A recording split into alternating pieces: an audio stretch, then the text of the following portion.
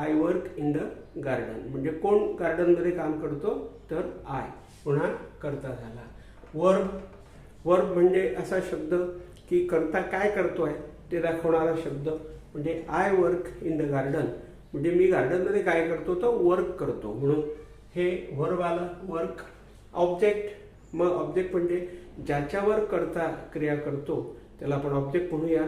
म्हणजे या ठिकाणी असं आपल्याला सांगता येईल की I work in the garden. तर इन द गार्डन हा जादा शब्द आहे, पण हा एक प्रकारे कर्माची भूमिका करत आहे.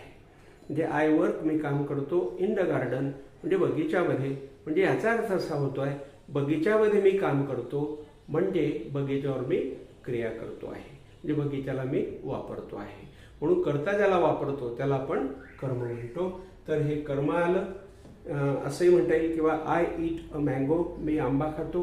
काय खातो, तर mango. I visit the temple मी मंदिराला भेट देतो. कोणाला भेट देतो, तर मंदिराला. तर हे ऑब्जेक्ट आलं, आंबा आणि मंदिर.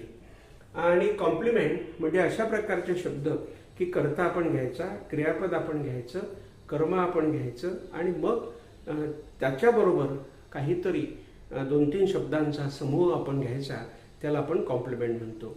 जसं आय गेट अप म्हणजे आय म्हणजे करता, गेट अप म्हणजे उठतो. I get up early in the morning म्हणजे आय गेट अप मी उठतो early in the morning. In the morning हा त्या ठिकाणी जादाचा शब्द आला.